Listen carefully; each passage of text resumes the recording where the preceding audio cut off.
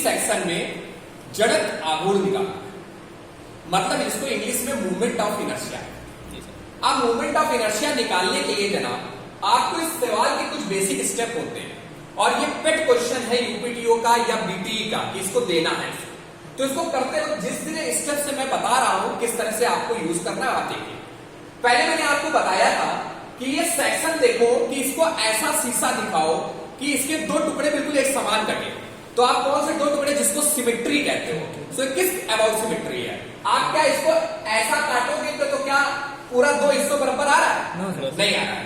तो आप कैसा काटोगे?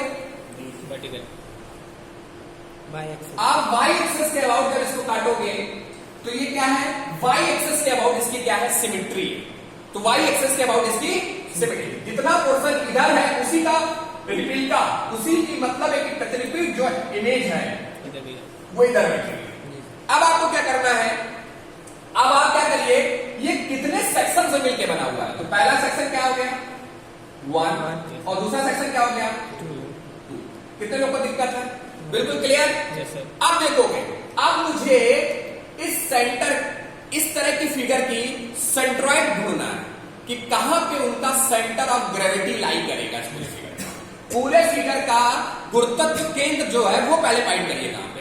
तो गुरुत्व केंद्र के लिए देखिए क्या होता है फॉर्मूला, यहां पे देखिए इसका फॉर्मूला क्या है, ये किसके सिमेट्री, किसके अबाउट, वाई के अबाउट सिमेट्री है। तो वाई बार मतलब centre of gravity, Y bar is equal to a1 y1 plus a2 y2 upon a1 plus a2। Clear. इसको इक्वेशन देना हम क्या मान लेते हैं, 1 मान लेते हैं। हम देखो भाई बेसिक से हम चलते हैं। हमारा पहला स्टेप आपको याद रखना है कि किस सेंटर के अबाउट वो सिमेट्री है। सिमेट्री मतलब सरल भाषा में कितने अबाउट वो दो हिस्सों में बराबर हिस्सों में टूट रहा है। तो पहला हमने ऐसे वाई एक्सिस के अबाउट काटा तो नहीं कट रहा था, क्योंकि वाई एक्सिस में ऊपर वाला पोर्शन जो उसका फ्लैंज होता है वो बड़ा था और नीचे फ्लैंज नहीं है। ये हमेशा वाई एक्सिस के अबाउट कटेगी, और उस वाई एक्सिस के अबाउट कटेगी तो हमें उसकी सेंटर ऑफ ग्रेविटी भी वाई एक्सिस के अबाउट मिलेगी। तो that is called a1 y1 plus a2 y2 equal to a1 plus a2। ये इतनी बात हमारी क्लियर हो गई, कोई दिक्कत यहां से। अब मैं इन सब चारों टर्म को निकालना स्टार्ट करता हूं। तो a1 क्या है, area of figure, area of figure this figure, area of this figure. तो this is called rectangle. Rectangle की एरिया क्या होती है, length into breadth. So that's why 150 into 50 कितना आ जाएगा, 7500 mm। कोई दिक्कत, कोई दिक्कत। चलिए अभी लगे हाथ तक A2 की एरिया निकाल लेते हैं। A2 की एरिया क्या हो जाएगी, वो भी 7500। ये देखिएगा 150 और 50, so that is why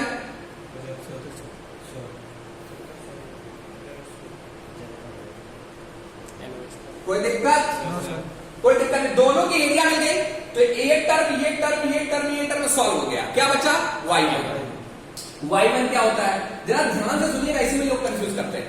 y1 मतलब इस फिगर पे, मेरे शुद्ध भाषा में, इस फिगर पे इसकी सेंटर ऑफ ग्रेविटी इसका आधा, लेकिन आधा कहां से, जब y, दो वर्ड बोल रहा हूं, जब आपकी y एक्सेस के अबाउट सिमेट्री होती है तो उसका रेफरेंस भी क्या x में बनता है, उसका रेफरेंस x में, मतलब सीधे बात है बॉटम लाइन बनती है। क्या बनती है, bottom line of the glow और बेस का। जब आपकी x एक्सेस की सिमेट्री होती है तो उसका जो रेफरेंस लाइन बनती है लेफ्ट की वर्टिकल लाइन बनती है। क्लियर हो रहा है, लेफ्ट की। तो देखिए y एक्सेस की सिमेट्री थी तो हमने बॉटम लाइन क्या मानी है, ये बॉटम लाइन यहां से, तो ये रेफरेंस लाइन है क्या यहाँ। अब यहां से चलो, कैसे चलोगे, हमें पहुंचना A के घर पे है। तो देखिए जिसके घर पे पहुंचना है तो हम दूसरे के घर पे कोई तानाशाही नहीं करेंगे। सो इसके घर से पूरा होके निकलेंगे यहां तक, तो कितना चले, 150। सो 150 तो ये चले। अब जिसके घर की बात करेंगे उसका आधा, तो कितना है, 50। 50 का आधा कितना हो जाएगा, 25। कितना आ जाएगा भाई, 25 प्लस 1 से 175। कितने लोग सहमत हैं, क्लियर। अब जरा देखिएगा y2 की बात करता हूं, क्या बना y2, y2 reference line. Reference ये, अब इसके घर की बात करेंगे तो जिसके घर में चलना उसका आधा, तो इसके घर में आधा चले कितना 100। क्या मैं ऊपर जाऊंगा? क्या मैं ऊपर जाऊं? अरे जाने की जरूरत नहीं है भाई, इसका घर तो पहले ही पड़ गया, तो इसका क्या हो जाएगा? कितने लोग सहमत हैं? A1 मिल गया, A2 मिल गया, Y1 मिल गया, Y2 मिल गया। चलो पुट करता हूं value, put in this first equation. A1 की वैल्यू क्या हो जाएगी 7500, आपकी Y1 की वैल्यू कितनी हो जाएगी 175 प्लस आपकी A2 की वैल्यू कितनी हो जाएगी 7500, आपकी इसकी वैल्यू कितनी हो जाएगी 75 अपॉन कितना हो जाएगा एरिया 7500 प्लस 7500, कितनी वैल्यू हो जाएगी? कितनी वैल्यू हो जाएगी 7500 प्लस में कितनी वैल्यू निकलेगी? 125 जरा स्टूडेंट बड़ा ध्यान देना, ये जो 125 है बाबू, ये जो 125 है कहां से? ये बॉटम से, जहां डिफरेंस माने, तो एक से यहां से डिफरेंस माने तो 125 कितना चलेगा? यही तो होगा। तो मतलब है ये सेंटर ऑफ ग्रेविटी स्फीयर की कहां लाई कर रही है 125 from bottom of the line, this is called CG. कितने लोग क्लियर हैं? This is clear. अब ये तो आधा काम हुआ है, तुम्हें क्योंकि निकालना है, तुम्हें जो निकालना है वो क्या निकालना है? तुम्हें निकालना है इसका मोमेंट ऑफ इनर्शिया और एक्स एक्सिस और वाई एक्सिस। सो पहले एक्स एक्सिस क्या होगा आप देखिएगा, ये तो एक स्टेप सॉल्व हो गया। अब मोमेंट ऑफ इनर्शिया कैसे सॉल्व करते हैं? स्टेप 1, जब मैं सिमेट्री हमारी y का ये k है अबाउट है, सो हम x एक्सिस के अबाउट मोमेंट ऑफ इनर्शिया निकालें। अब मोमेंट ऑफ इनर्शिया जब निकालते हैं तो उसका क्या है, हम लोग यूज करते हैं that is called parallel axis theorem. तो क्या पैरेलल एक्सिस थ्योरम कहती है? कहती है x axis moment of inertia, moment of inertia मतलब जड़त्व, इनर्शिया का इनर्शिया जड़त्व तालुर, moment of inertia of x x. X x section के अबाउट क्या है? Moment of inertia. Moment of inertia आपका क्या है? आपका एक्स एक्सिस के अबाउट है। सो यहां पे देखिएगा, ध्यान दीजिएगा, फॉर्मूला क्या हो जाएगा? आई एक्स एक्स क्या हो जाएगा? आई एक्स एक्स, क्योंकि अगर तो फॉर्मूला बेसिक फॉर्मूला लिखा I x x is equal to I g plus a h square. ये बेसिक है, ये आपको यूज करना पड़ेगा, ये बेसिक है, ये बेसिक फॉर्मूला है पैरेलल एक्सिस थ्योरम का। अब इसमें अलग करते हैं, आई एक्स एक्स मतलब मोमेंट ऑफ इनर्शिया जिस सेक्शन की बात कर रहे हैं। सो पहले वाले सेक्शन की बात करेंगे तो फॉर्मूला क्या हो जाएगा? सेक्शन 1 क्या हो जाएगा? सेक्शन 1 के लिए बात करें तो सेक्शन 1 ये है, जब ध्यान दीजिएगा यहीं पे बच्चे गलती करते हैं। सेक्शन 1, तो सेक्शन 1 के लिए क्या हो जाएगा? I x x 1 moment of inertia of पहला सेक्शन इज इक्वल टू क्या हो जाएगा? ये क्या है? आई जी। आई जी मतलब मोमेंट ऑफ इनर्शिया मतलब सेंटर ऑफ ग्रेविटी, वहां पे क्या है उसका, तो मतलब ये आपका रेक्टेंगल सेक्शन का क्या है? तो that is called I G 1 plus A1 और H1 इसका। ये एक फॉर्म, एक इक्वेशन को क्या मान लिया हम? सेकंड। जरा इसमें अलग अलग करते हैं। ID1 क्या हो जाएगा? देखिए रेक्टेंगल सेक्शन है बाबू, तो रेक्टेंगल सेक्शन का आपको मालूम है जब आप मोमेंट ऑफ इनर्शिया लेते हैं तो उसका क्या होता है? BD cube. क्या होता है? BD क्यूब बटे 12। आपको BD क्यूब बटे 12 ये IG1 होता है। सो IG1 इसके लिए देखिए, इसके लिए क्या हो जाएगा? This is called B, this is called B and this is called D। तो B कितना हो जाएगा? 150 और D कितना हो जाएगा? 50 क्यूब अपॉन 12। कितना आ जाएगा सॉल्व करके? 1.5625 mm की पावर 4 नहीं इंटू 10 की power 6 into 10 to the power 6 mm की पावर 4। ये आपकी ये निकल आई। ये किसी को दिक्कत BD क्यूब बटे 12 ये फॉर्मूला होता है रेक्टेंगल का। ये सर्कुलर होता है तो क्या होता है? पाई D की पावर 4 बटे 64। क्या होता है? पाई D की पावर 4 अपॉन 64 होता है। अब देखिएगा एरिया क्या है? A1 निकाल चुके हो आप 7500। एरिया कितना आ गया? 75। ये H1 क्या है? H1 है दूरी। कहां की दूरी? आपके फिगर के सेंटर से सेंटर ऑफ ग्रेविटी की दूरी।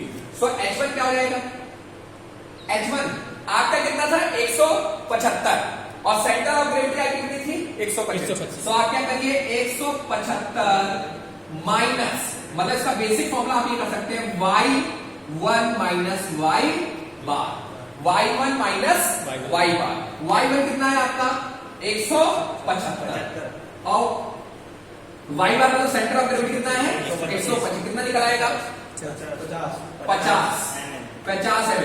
देखिए आपको क्या मिल गया IG1 BD3 मिल गया, आपको A1 7500 मिल गया, आपको H1 मिल चुका है, पुट कर दीजिए। आप पुट करेंगे तो IXX1 इज इक्वल टू क्या हो जाएगा आपका 1.5625 into 10 to the power 6 plus A1 कितना हो जाएगा आपका 7500 इंटू आपका H1 कितना हो जाएगा 50 का स्क्वायर। ये सॉल्व कर लेंगे आप लोग, सॉल्व करके देख लीजिएगा क्या आंसर आता है। अब आ जाए दूसरा देखिए क्या है, दूसरे फिगर में क्या फॉर्मूला हो जाएगा IXX2 इज इक्वल टू क्या हो जाएगा जनाब IG2 plus A2 plus H2 square. अब देखिए मुझे मालूम है आप लोग समझदार हैं, A2 area of second figure जो आप निकाल चुके हो, H2 क्या हो जाएगा इस सेंटर का जो y था उससे सेंटर ऑफ ग्रेविटी घटा देंगे। अच्छा एक लॉजिक बता रहा है, मान लीजिए यहाँ पे वैल्यू देखेंगे आप है y2 की वैल्यू 75 और ये 125, तो माइनस में नहीं लिखा जाएगा, 125 माइनस 75 कर देना, ये पॉजिटिव में हमेशा लिखी जाएगी, ठीक वैल्यू। सो इससे कोई कंफ्यूज होने की जरूरत नहीं है। सो अब इस जगह IG2 क्या निकलेगा, आप देखिए कंफ्यूज क्या है, यहाँ पे BD3/12 ये B हो जाएगा और ये D हो जाएगा, तो इस बार क्या हो जाएगा B की वैल्यू 50 और D की वैल्यू कितनी हो जाएगी 150/12। कितने लोग सहमत है, सहमत है, कोई दिक्कत? तो इस जगह फॉर्मूला चेंज होगा, B यही रहता है हमेशा, इस जगह B ये और इस जगह वर्टिकल वाले में B पतला वाला। सो BD की वैल्यू कितना आ जाएगा वैल्यू 14.06 into 10 की power 6 10 to the power 6 mm की पावर 4। ये तो IG निकल आया आपका। A2 आपने निकाल चुके, H2 कितना हो जाएगा, H2 की वैल्यू देखिए 75 है, ये 125, तो आप क्या करिए 125 माइनस 75 कर दीजिए, कितना वैल्यू आ जाएगा 150, ये क्या जाएगा 50 है। Put the value in this equation, तीसरे इक्वेशन में पुट कर दीजिए, पुट इन थर्ड, आपने रखा IXX2 इज इक्वल टू क्या हो जाएगा value 14.065 into 10 to the power 6 plus A2 की वैल्यू कितनी है आपकी 7500 इंटू 10 इंटू 50 का IG1 निकल आया, सॉरी IX1 निकल आया, IX2 निकल आया। अब क्या बचा आपका अब आपका भाई, अब आपका टोटल निकालना है ना, तो टोटल क्या हो जाएगा according to the perpendicular axis theorem IXX is equal to क्या हो जाएगा IXX1 प्लस IX2। तो put the value of IXX1 plus IXX2, you can find the value of के वैल्यू आपको मिल जाएगी। कितना लोग को ये क्लियर है बिल्कुल। आप देखिएगा दूसरी जो चीज मैं बताने जा रहा हूं बहुत इंपॉर्टेंट है। अब आपको क्या निकालना था, अब आपको मोमेंट ऑफ इनर्शिया किसके एक्सेस के अबाउट निकालना था y एक्सेस। ये सिमेट्री किस एक्सेस के अबाउट है y के अबाउट है। अब देखिएगा y एक्सेस के अबाउट सिमेट्री में निकालना, y के अबाउट सिमेट्री मतलब मोमेंट ऑफ इनर्शिया, मोमेंट या फाइंड कर लेंगे ना, यहाँ पे ये वैल्यू फाइंड कर लेंगे ना IX कैलकुलेटर रख के, मोमेंट ऑफ इनर्शिया ऑफ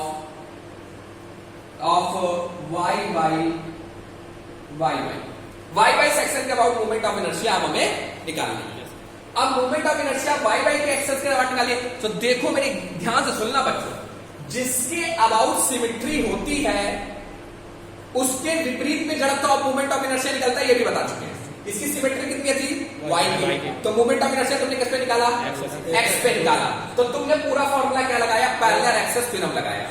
लेकिन जिसके अबाउट सिमेट्री होती है और उसी के अबाउट आपसे पूछ दिया जाए तो बहुत सिंपल हो जाता है कंसेप्ट। सिर्फ क्या हो जाता है, फिर सिंपल क्या हो जाता है, देखिए IG1 प्लस IG2 हो जाता है। क्या हो जाता है IG1 प्लस IG2, सिर्फ वैल्यू हम लोग रख देते हैं और कोई वैल्यू हम लोग यहाँ पे नहीं रखते हैं। अब देखिए IG1 प्लस IG2 ये वाले नहीं रख दोगे क्योंकि ये x एक्सेस के अबाउट हमने निकाले थे, y एक्सेस के अबाउट तो क्या चेंज हो जाता है।